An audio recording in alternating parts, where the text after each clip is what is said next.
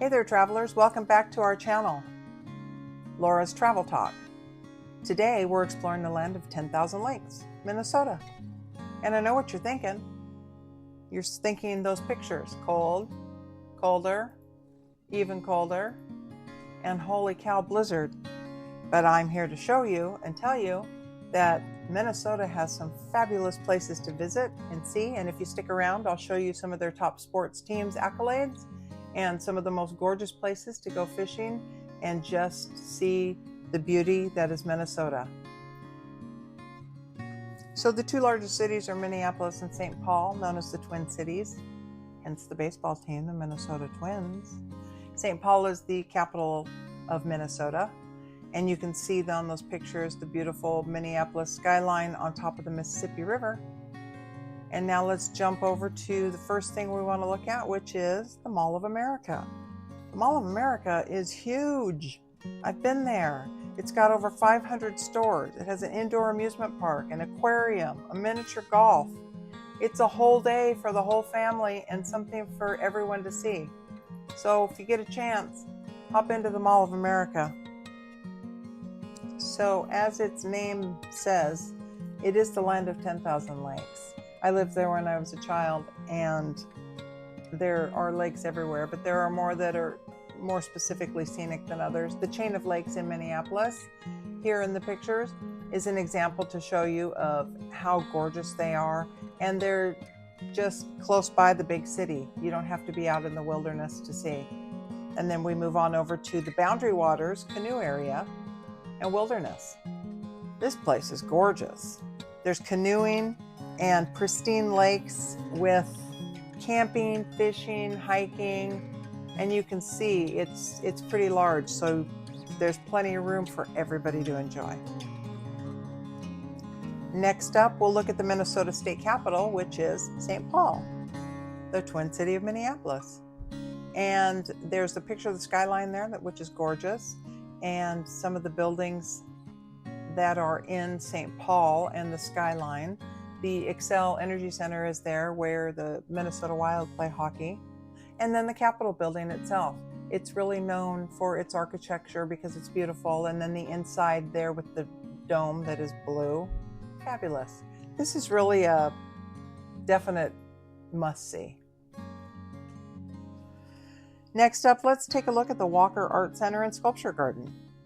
This contemporary art museum is incredible, and it's got great exhibits. And right next door is, of course, the Minneapolis Sculpture Garden, and it's got the iconic Spoon Bridge and Cherry sculpture, which I showed there in the picture. And then I added a couple extras so that you could see the diversity of how unique this sculpture garden is.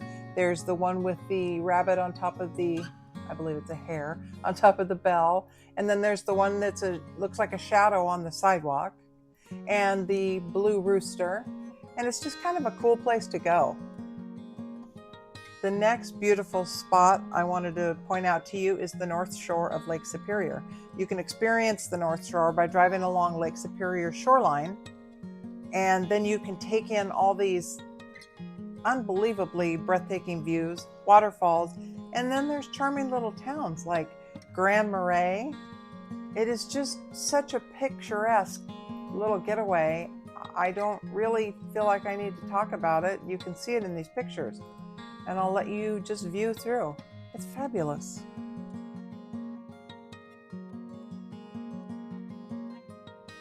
Next spot is the Science Museum of Minnesota.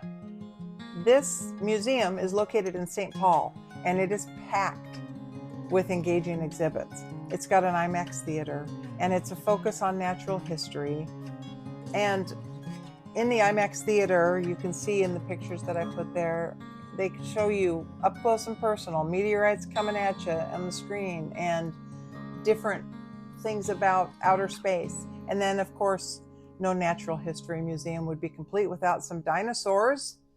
Those are pretty cool. And then they also have an exhibit of hang time, which allows you to interact with that hang time basketball display, and you can jump up and they'll measure how far your vertical leap is.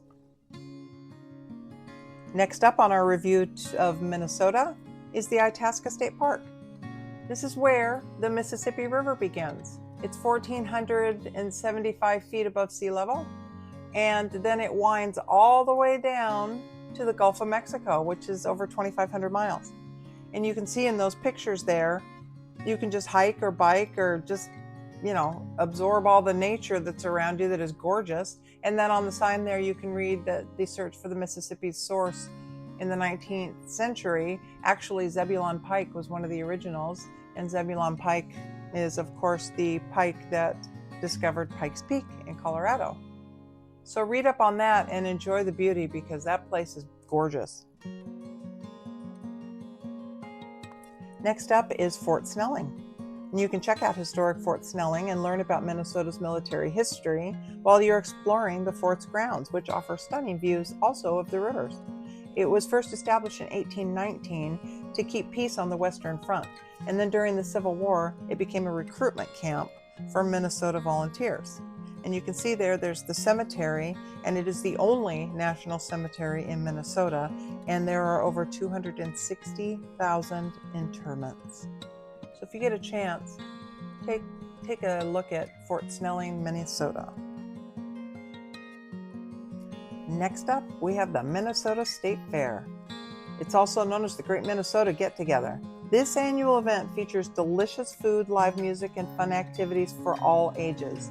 It's over Labor Day weekend, and they also have a bunch of deep-fried foods. Which fair doesn't? But this one has deep-fried ranch dressing, grilled sticky rice on a stick, African spiced pastry bites with cardamom, ginger, cloves. Oh, that sounds good. Chili mango whip, cotton candy iced tea, and barbecue bacon pancakes.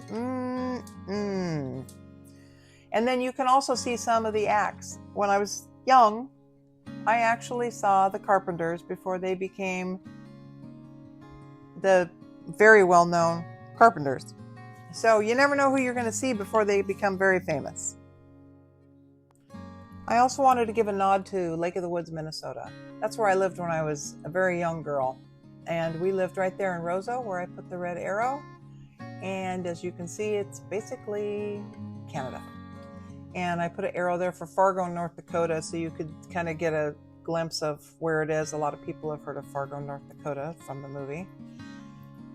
So take a look at those pictures, because it is gorgeous up in northern Minnesota. And then also, if you are the type of person who likes to fish, those pictures kind of speak for themselves. And those pictures right there are actually breathtaking, and I wanted you to see just how gorgeous northern Minnesota is, and it is not just all snow and ice.